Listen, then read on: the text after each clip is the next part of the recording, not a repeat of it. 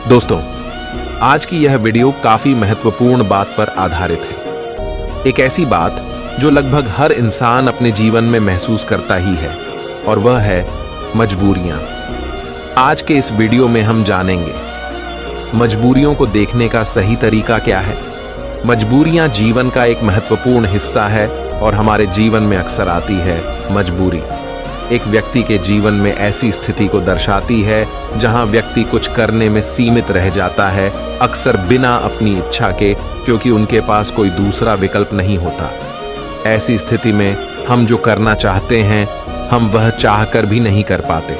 यह एक ऐसी परिस्थिति होती है जहां पर व्यक्ति अपने मन के अनुसार चुनाव नहीं कर सकते और अपने हथियार डाल देते हैं। मजबूरी में हमें अक्सर वही करना पड़ता है जो हमारे सामने रखा गया हो, ना कि वह जो हम करना चाहते हैं। ये मजबूरियां हमारी आर्थिक, सामाजिक, पारिवारिक और व्यक्तिगत स्थितियों से जुड़ी होती हैं। कुछ लोग मजबूरियों से कोसों दूर भागते हैं और कुछ लोग उनका डटकर सामना करते हैं, मजबूरियों से निपटने के लिए नए तरीके ढूंढते हैं। तो आइए इस कहानी के माध्यम से जानते हैं कि कैसे हम अपने जीवन की एक मजबूरी को एक अवसर में बदल सकते हैं। ये कहानी एक व्यक्ति के बारे में है जो बहुत दुखी था। एक समय की बात है, एक छोटे से गांव में एक आदमी रहता था। वह गरीब था और उसके पास केवल एक छोटा सा घर और छोटी सी जमीन थी। उसका जीवन कठिनाइयों से भरा रहता था और उसकी मजबूरी उसे रात दिन परेशान किया करती थी। अपनी पत्नी और एक बेटा होने के बावजूद वह आदमी बेहद अकेला महसूस करता। वह मन ही मन सोचता रहता कि मेरे जीवन में कितनी मजबूरियां हैं। मुझे अपने घर का खर्च चलाने के लिए रोज काम पर जाना पड़ता है। अगर मैं काम नहीं करूंगा तो मेरा परिवार क्या खाएगा, मेरा घर कैसे चलेगा। मेरे बेटे के जीवन में अच्छा भविष्य लाने के लिए मुझे मजबूरन काम करना पड़ता है। उसे अपना काम एक बोझ लग रहा था और यह सोचकर वह बहुत दुखी था। एक तरफ जहां लोग उसे गांव के तालाब पर मस्ती करने आते और अपने दोस्तों के साथ सुकून भरा वक्त गुजारने आते, वहीं इस आदमी को वहां मजबूरन मछलियां पकड़नी पड़ती ताकि उसके घर के खर्चों में खाने पर होने वाला खर्च कम हो सके और उसका परिवार यह तालाब से पकड़ी हुई मछलियां खा सके। वह आदमी मजबूर था और वह अपने परिवार को खुश देखना चाहता था, पर उसकी मजबूरियों ने उसके घर से सुख और शांति को खत्म ही कर दिया था। उसे ऐसा लग रहा था कि अपने जीवन में इतने सारे कमियों के कारण वह कभी खुश नहीं रह पाएगा। एक दिन इसी बात से परेशान होकर वह एक पेड़ के नीचे बैठकर रो रहा था। तभी एक साधु उसकी ओर आ रहा था। साधु ने देखा कि उसके चेहरे पर बहुत सारे गम थे। उस साधु ने देखा कि वह व्यक्ति दुखी होकर फूट फूट कर रो रहा था।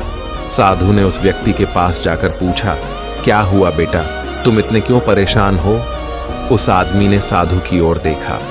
वह साधु साधारण कपड़ों में था और उसको देखकर व्यक्ति सोचने लगा, भला यह साधु क्या मदद कर पाएगा मेरी। व्यक्ति ने उससे कहा, तुम तो एक साधु हो, भला तुम क्या मदद करोगे मेरी? मैं पहले से ही अपनी मजबूरियों के कारण काफी परेशान हूं, तो मुझे अकेला छोड़ दो। साधु उस व्यक्ति से कहते हैं, बेटा इतना दुख तुम अकेले क्यों सहन कर रहे हो?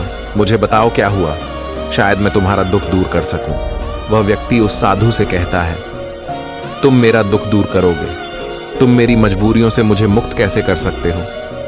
तुम्हें तो खुद नहीं पता मजबूरियां क्या होती हैं। तुम्हें कौन सी मजबूरी का सामना करना पड़ा अपने जीवन में, तुम क्या जानो मजबूरी। तुम्हें किस बात की चिंता, तुम तो काम भी नहीं करते, तुम्हें किसी परिवार का ध्यान भी नहीं रखना। मुझे तो दिन रात काम करके अपने परिवार की जिम्मेदारी उठानी पड़ती है। साधु उस आदमी के कड़वे शब्द सुनकर भी शांत रहे।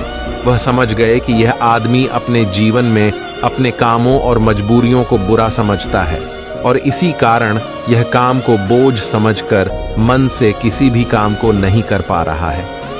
साधु हंसकर कहते हैं, बस इतनी सी बात, मैं तुम्हारी मजबूरियों को एक ताकत बना सकता हूं। तुम्हें कभी भी काम करने में बोझ महसूस नहीं होगा। तुम्हें अपने परिवार के लिए काम करना कभी बोझ नहीं मानोगे। मैं तुम्हें एक ऐसा रास्ता बताऊंगा जिससे तुम हर काम खुशी खुशी करोगे, लेकिन तुम्हें पहले मेरा काम करना होगा। क्या तुम तैयार हो? वह आदमी साधु की बातों को लेकर सोच में डूब गया। साधु ने कहा कि एक ऐसा रास्ता है जिससे वह हर काम खुशी खुशी कर सकता है और उसके बदले में केवल एक काम करना होगा। पर क्या यह सच है? ऐसा कुछ इस साधु को पता भी होगा या यह साधु बस मुझे पागल बना रहा है? आदमी ने कुछ देर सोचकर उस साधु को मना किया, ये कहते हुए कि मुझे नहीं लगता कि तुम ऐसा कुछ बता सकते हो। आदमी मना करके वापस घर लौट आया। कुछ दिनों तक तो उसके दिमाग में वह साधु की बातें घूमती रही, लेकिन धीरे धीरे वह उस साधु और उसकी बातों को भूलता गया। उसके दिमाग से साधु भी धीरे धीरे निकलता गया। वह फिर से अपने रोज के दिनचर्या में वापस चला गया। फिर कुछ महीनों बाद उसे एक दिन अपना मित्र मिला। वह मित्र से कहता है, हमारे गांव में एक बड़े ज्ञानी साधु प्रवचन देने आ रहे हैं। वह जो भी कहते हैं वह करके दिखाते हैं। वह बहुत बुद्धिमान है। उसका मित्र उस आदमी से कहता है, तुम भी चलो मेरे साथ, तुम्हें वहां आनंद आएगा। कभी तो अपने लिए कुछ समय निकाल लिया करो, तुम कितनी मेहनत करते हो। वह आदमी सोचता है, मैं तो वैसे ही अपने रोज के काम में मग्न रहता हूं, मेरा मित्र सही तो कह रहा है, कभी अपने लिए भी समय निकालना चाहिए। वह अपने मित्र के साथ उस साधु के उपदेश को सुनने और वहां जाने के लिए राजी हो जाता है। अगले दिन यह व्यक्ति अपने मित्र के साथ उस आश्रम में जाता है। वहां उसे वही साधु दिखता है जो उसे उस दिन काम को खुशी खुशी करने का मार्ग बताने का वादा कर रहा था। मित्र से बात करते समय उसने पूछा कि क्या यही वह साधु हैं जिनके उपदेश हम आज यहाँ सुनने आए हैं? उसके मित्र ने पुष्टि की कि हाँ, ये साधु वाकई महान है और उनके पास ज्ञान की अमूल्य धारा है। और तो और उसके पास तो स्वयं राजा भी ज्ञान लेने आते हैं। वह आदमी अपने मित्र से कहता है कि मैं इस साधु से मिल चुका हूं। फिर वह आदमी अपने मित्र को सारी बात बताता है। उसका मित्र पूरी बात सुनकर कहता है, अगर यह साधु ने तुम्हें वचन दिया है तो अवश्य ही वह उसे पूरा करेंगे। तुम्हें उनसे फिर से मिलना चाहिए। आदमी फिर मन ही मन यह सोचता है कि क्या मेरा अब उनसे मिलना ठीक रहेगा? मैं उन साधु के पास जाऊं कि नहीं? वह मेरे बारे में क्या सोचेंगे? परंतु अब उसके मन में यह विश्वास था कि वह साधु उस दिन उसे पागल नहीं बना रहे थे, और अगर थोड़ी सी भी उम्मीद है कि मैं एक ऐसा रास्ता जान जाऊंगा जिससे मुझे कोई भी मजबूरी, कोई भी पीड़ा छोटी लगने लगेगी और मैं उस काम को खुशी खुशी करूंगा, तो यह मुझे जानना ही है। फिर भले ही मुझे उन साधु के सामने शर्मिंदा ही क्यों ना होना पड़े, चाहे कुछ भी हो, मैं इस मौके को अपने हाथ से जाने नहीं दूंगा। यही सोचकर वह आदमी उन साधु से मिलने का निश्चय करता है। उपदेश समाप्त होते होते शाम हो चुकी थी। जैसे ही वह उपदेश समाप्त हुए, सब लोग आश्रम से बाहर जाने लगे। वह आदमी उस साधु के पास जाता है। वह आदमी कहता है, गुरु, क्या आपको याद है? मैं आपको मिल चुका हूं, मुझे माफ करना। मैंने आपको उस दिन काफी भला बुरा कहा और मैं उस वजह से बहुत शर्मिंदा भी हूं। मुझे अब बहुत पछतावा हो रहा है, परंतु क्या आप मुझे वह मार्ग बता सकते हो जिससे मैं खुशी खुशी काम करूं? मैं आपका कोई भी काम करने के लिए तैयार हूं। साधु हंसते हुए कहते हैं, हाँ, मुझे याद है, तुम वही आदमी हो जो उस दिन दुखी हालात में मुझे मिला था। ठीक है, मैं अपना वादा पूरा कर दूंगा। लेकिन अब शाम हो चुकी है और मैं पूरे दिन उपदेश देकर थक गया हूं, तो मुझे कल सुबह इसी आश्रम के बाहर मिलना।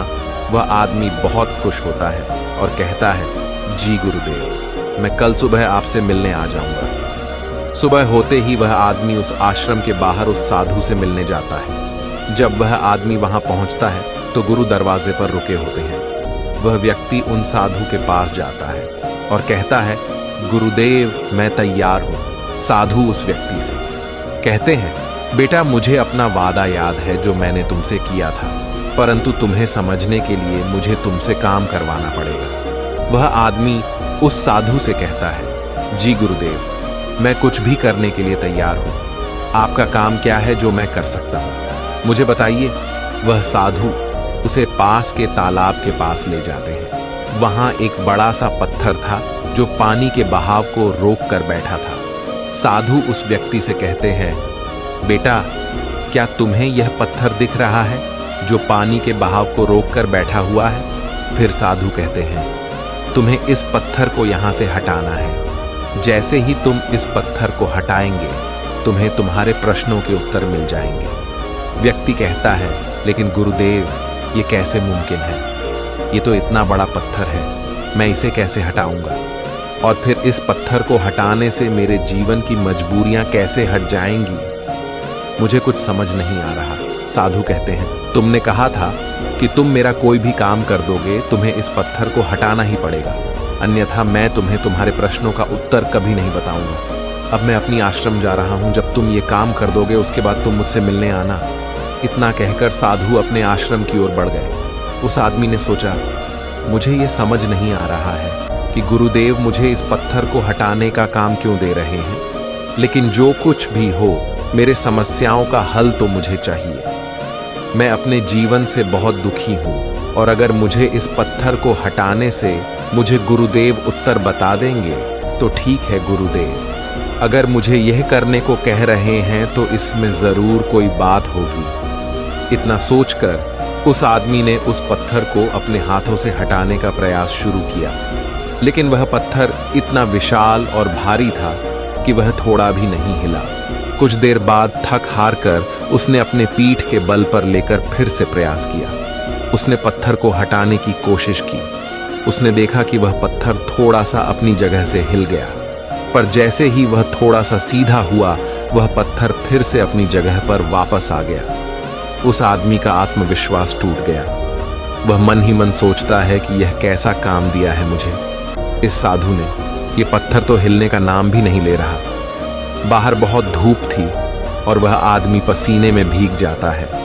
वह आदमी बीच में ही रुक जाता है, पर फिर उसे उन साधु की शर्त याद आती है, जिसके मुताबिक अगर वह उनका काम नहीं करेगा तो उसे वह नहीं मिलेगा जो वह चाहता है। यह काम करना भी एक प्रकार की मजबूरी ही थी। काफी समय बीत जाने के बाद उस आदमी ने पास में ही एक पेड़ देखा और उसे उस पेड़ को देखते ही एक तरकीब सूझी। उसने सोचा, क्यों ना मैं एक लकड़ी के टुकड़े को पत्थर के नीचे फंसाकर उस लकड़ी पर अपना वजन रखूं। इससे मुझे कम जोर लगाना होगा और लकड़ी बड़ी और मजबूत होने के कारण उसका परिणाम ज्यादा होगा। वह आदमी तुरंत ही एक बड़ी और विशाल लकड़ी तोड़ने में लग जाता है। जैसे तैसे उस आदमी ने एक बड़ी लकड़ी उस पेड़ से निकाली, उसके सारे छोटे टहनियां और पत्ते को तोड़कर एक सीधी लकड़ी तैयार की जो वह इस्तेमाल कर सके। फिर उसने उस पत्थर के अगल बगल एक खड्डा खोदा जहां वह उस लकड़ी को डाल सके। उस आदमी ने लकड़ी का एक छोर उस पत्थर के नीचे फंसाया और फिर वह आदमी अपने हाथों में 2 बड़े पत्थर लेकर उस लकड़ी के दूसरे छोर पर बैठ गया और देखते ही देखते वह पत्थर अपनी जगह से हट गया और पानी का बहाव फिर से चालू हो गया। वह आदमी बहुत खुश हुआ, उसे आत्मविश्वास महसूस हुआ। वह दौड़ता हुआ उन साधु के पास गया और कहा, गुरुदेव, मैंने कर दिखाया। मैंने उस पत्थर को हटा दिया और मैंने अपना वचन भी पूरा कर दिया। साधु पूरी बात उस आदमी से सुनने के बाद कहते हैं, तुमने अच्छा काम किया, मेहनत की, तुमने तरकीब भी निकाली और तुमने अपने दिमाग का भी इस्तेमाल किया। लेकिन मुझे एक बात बताओ, क्या तुम्हें लगा था कि तुम यह काम कर पाओगे? आदमी कहता है, नहीं गुरुदेव, मुझे नहीं लगा था कि मैं इतना बड़ा पत्थर हटा पाऊंगा। साधु पूछते हैं, क्या लगता है तुम्हें, तुम ये सब क्यों कर पाए? आदमी जवाब देता है, क्योंकि यही आपकी शर्त थी। अगर मैं नहीं करता तो मुझे अपना जवाब कभी नहीं मिलता। साधु कहते हैं, तो तुम ये कह रहे हो कि ये काम करना तुम्हारी एक मजबूरी थी? आदमी कहता है, हाँ, लेकिन आप वही क्यों पूछ रहे हो? इस पर साधु कहते हैं, मैं तुम्हें यही तो समझाना चाहता था।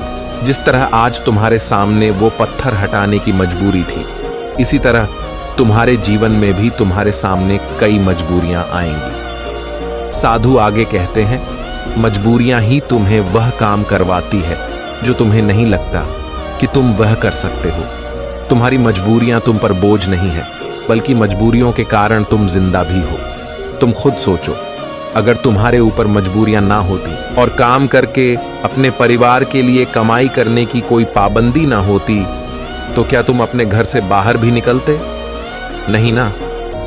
तुम एक ही जगह है, बस आराम से बैठे रहते। लेकिन क्या ऐसा आराम करना ठीक है?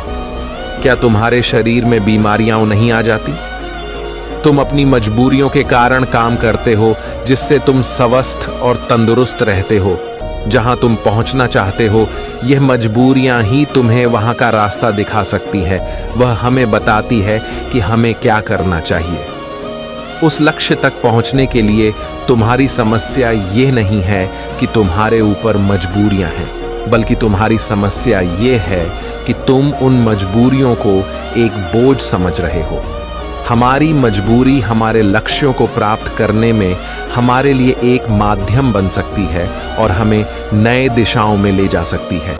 जैसे कि तुमने लकड़ी का उपयोग किया ताकि उस पत्थर को हटा सको, ऐसा ही कुछ हमारे साथ जीवन में भी होता है। जब हमसे ऊंचे स्तर के लोग, जैसे कि हमारे बॉस या फिर माता पिता या फिर कोई गुरु, हमें कोई कठिन काम देते हैं, तो हमें लगता है कि यह काम हमारे लिए बहुत मुश्किल है।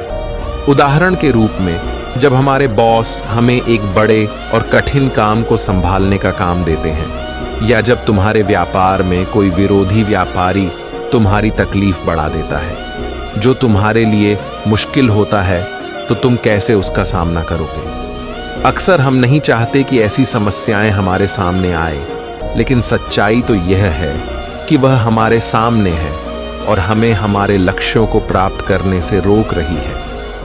क्या लगता है आपको ज्यादातर लोग इस स्थिति में क्या करते होंगे? बेशक कोई नहीं चाहता कि वह संकट में आए, लेकिन जब एक विशाल समस्या उनके सामने खड़ी होती है, ऐसी कठिन समस्याएं जो उन्हें परेशान करती हैं, तब क्या करते होंगे लोग? जब भी हमारे जीवन में विशाल और भयानक समस्याएं आती है, तो हकीकत में वह हमसे सवाल पूछती है, क्या तुम इस लक्ष्य के काबिल हो?